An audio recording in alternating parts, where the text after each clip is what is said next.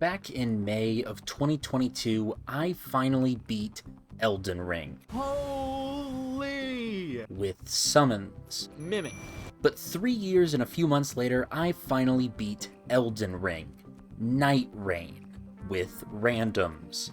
So what if in this video, I beat all of the Nightreign bosses solo? But not only that, what if I beat not just the regular versions of the bosses, but what if I went toe-to-toe with their enhanced versions? So I just want to make it clear that I've put a lot of hours into this game, mostly playing with randoms, but I'm going into these enhanced fights before even beating the base versions of these bosses solo. I started, of course, with Adel, a giant, presumably British dragon. I've had a lot of times to face him now, and I think he might be my favorite of the currently released Everdark Sovereign fights. The fight just feels like it has like a rhythm to it. However, I did not feel that the night that he was released. I got walloped in trios, and I really thought I had picked up on this fight earlier. And here's a clip of me having no idea where his tornado is gonna spawn, but I was feeling really good about the first run. I had beaten him in trios at that point, and come on, how hard can this be? This is called foreshadowing. I started off the first run very clumsily. I got my ass beat by a dog and his dog, almost died to one of the easiest bosses in the game. I found my footing, and Margit showed up. This dude is my rival in this video. I just want you all to remember this, because you're going to be seeing a lot of him.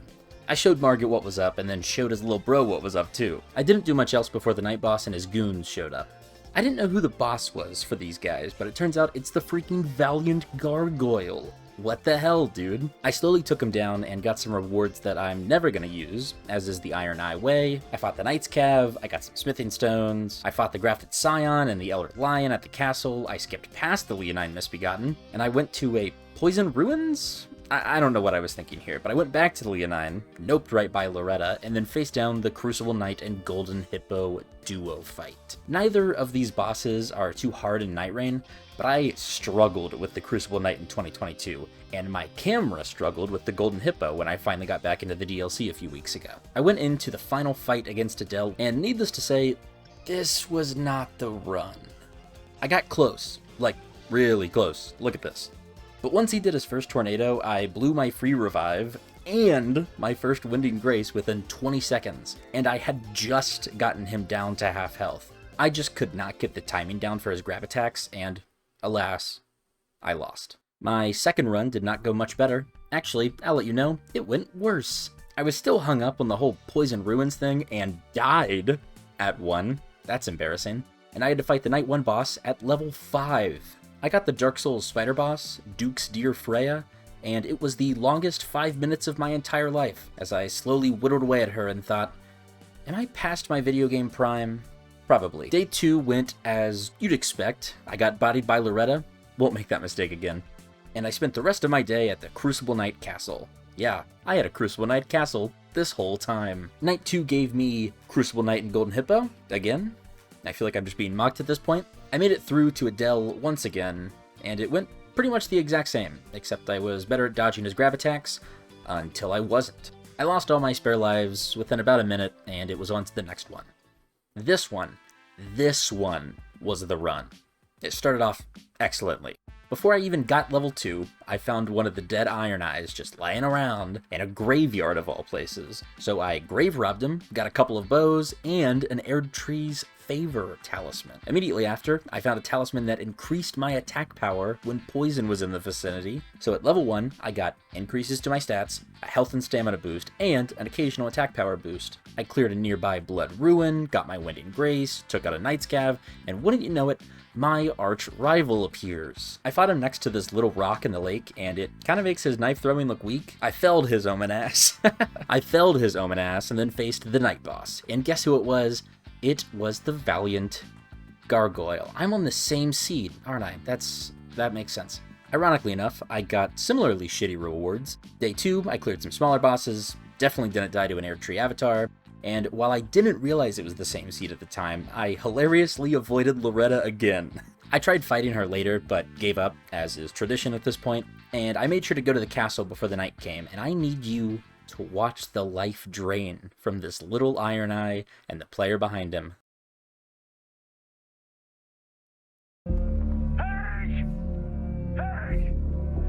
On the God Run, I picked the passive that makes your flask gradually restore your HP instead of all at once. That might sound good to you if your name is Guardian and you like playing Nightreign a little risky. On my weak little Ironeye, though, not so great. Night 2, we had, you guessed it, Crucible Knight, my favorite Elden Ring DLC boss, and then the Night Lord fight. I almost did this fight hitless. I took 2 hits, both of them to random lightning strikes, but I think at this point I must have really learned his moveset. And I wrote into the script, insert funny joke here, like, quote, I freaked it, or something. I don't know why I wrote that. I don't know who wrote that. The next Everdark boss to release was Fulghor. Now, Margit is my nemesis, but I beef with Fulghor on a whole other level. As a primarily Ironeye player, I know what it's like trying to do his Remembrance quests when no one wants to queue with you. And his second phase was always just so tough for me. I still don't know if I really grasped his whole purple squid arm thing. Also, not related to the solo run, but here's a brief clip of me fully dodging his, I don't know, waterfowl level attack the first time that I faced him. Literally, he released, and then the lobbies crashed twice. I don't know what was up that night, and then I fully dodged this attack the first time that I saw it. Because I'm the GOAT. I was not feeling confident going into the Fulghor fight. The only win I had against him was a Giga Chad Guardian player. He carried us completely to victory. He was so good that at one point Fulghor had them both downed and I was the only person up, and I got the Guardian up. I was like, I'm going to die to this nuke. I don't know how to dodge it. I'm just going to get Guardian up and hope to God that he carries us through. He only went down once. He was amazing. But yeah, for some reason, I went in to fight him solo. Like right after that. I'll breeze through the first 2 days because honestly, the fight was much more interesting. I got a Crucible Knight castle, which I partially explored on day 1, and then I got the Gaping Dragon fight. I cleared the rest of the castle and got an extra Wind and Grace from the little town trader, and the Night 2 boss was, oh, that's Nameless Gang. Okay, yep, okay. I was talking to a friend like a day or two before this about how I felt like Nameless King was always getting bodied in this game, and now I stand corrected. I beat him. He's still not too tough, but he didn't let me win this easily. This is also where I found out that most bosses despawn when the circle closes. I didn't know that. And now, the Night Lord fight. Fulghor is a centaur man who's like missing an arm, but guess what?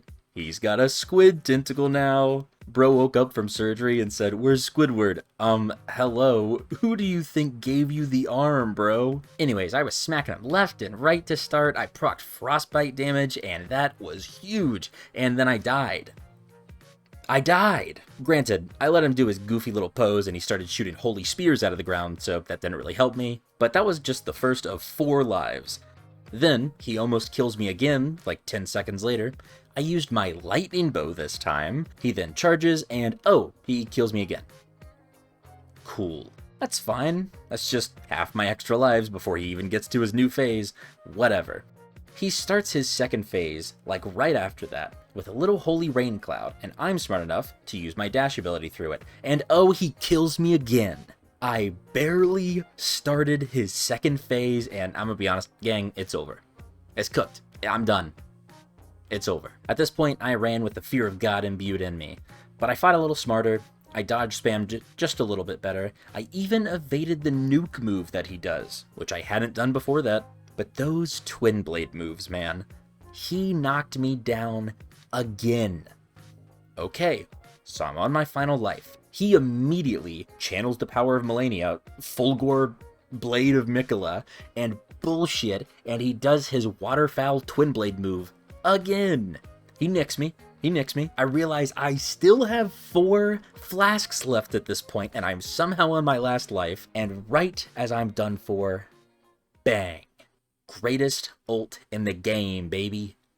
I stance broke him, and the critical hit I got from that kind of went crazy, and to top it all off, Frog Prost saves the run, and also sort of saves my sanity. Yeah, so I somehow beat Enhanced Fulghor on my first try. I struggled a lot in the trios, and then I did it solo, and, well, let's just say I also struggled there, but I somehow got the job done. It was rough, it was as ugly as a redheaded stepchild, but I got it done.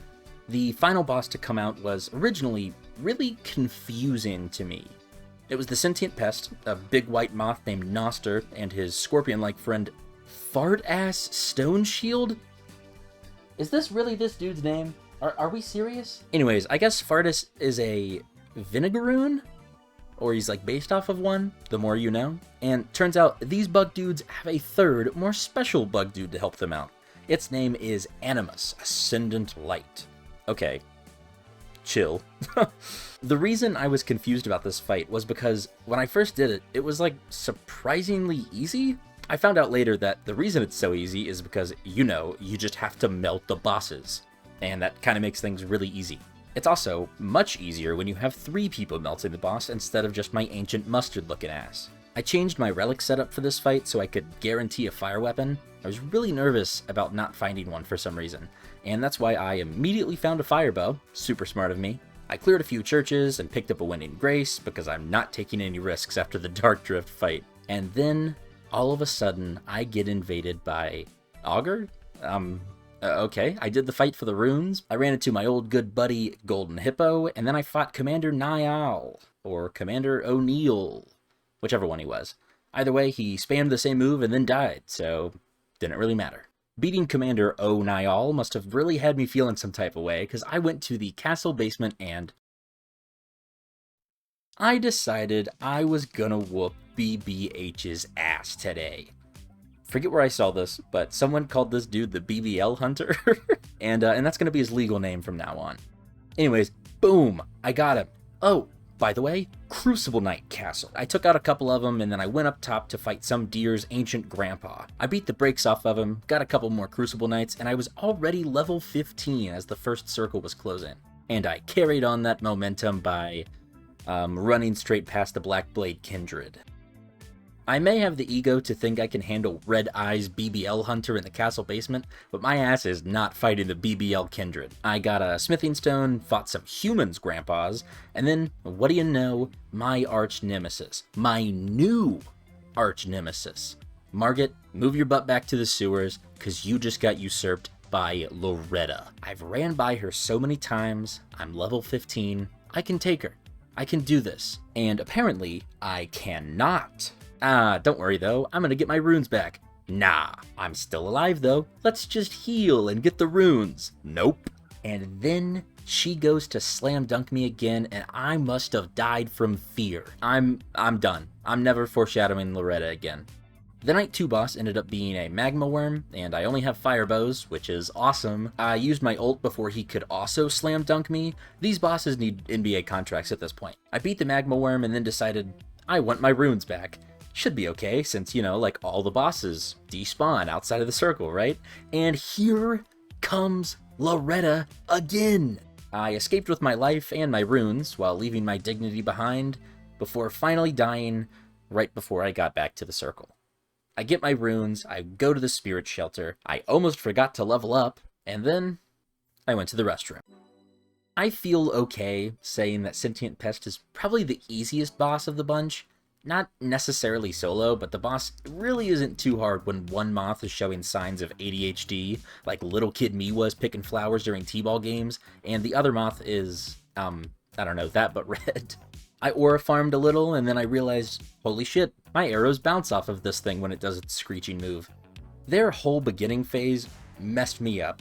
I used half my flasks, but I made it through. Animus revived both of the fellas, and I started taking the fight to my boy Fartus, and I immediately got hit by every projectile that Gnoster threw at me. Just letting you know, that's a reoccurring theme for this fight. Fartus died, Fartus got revived, I died, got revived, and this dude went on to repeat the same move that just killed me. What are we doing here? What are we doing here? I must have seen Loretta somewhere in that battlefield because I started running for my life again. And then, you guessed it, I got hit by every single projectile that Gnoster threw at me. I need to learn how to dodge this thing. But I took Gnoster out and I made this a true 1v1. I made it a 1v1 again when Animus moved over to Gnoster. I took a big old bug hug straight to the face, and at this point, we're sticking to 1v1s. But hey, that doesn't mean I won easy. I don't think you can get this poison thing off your head in solo. There's like a parasite that gets on top of your head if you get poisoned, and you're supposed to attack it, but I don't think you can in solo. So in hindsight, it's really funny watching my health just slowly trying to deplete, but I think I had like a HP upon successive attacks thing on, and I'm slowly trying not to die. It didn't work. I still died. But hey, something was keeping me alive. Until it wasn't. With a few Winding Graces to spare, oh, wait. I finally got it done. And that is the first 3 Everdark Sovereign bosses down. Listen, I really love Nightreign for just how, like, fun and relaxed it is, and these bosses and their enhanced versions just, like, further my love for Elden Ring and its, like, extended universe. I'm totally looking to make several more Nightreign videos, whether it's, like, lore videos or just more, like, challenge runs like this, but I'm definitely going to be finishing this Everdark series as soon as the next 4 bosses come out. So if you want to see more of that, I'd appreciate a like on the video, subscribe. I think I'm most excited for Caligo because of the music, and I'm least excited for the pain and suffering that Libra is going to bring me. And with that, I am done. I'm out of here. Goodbye.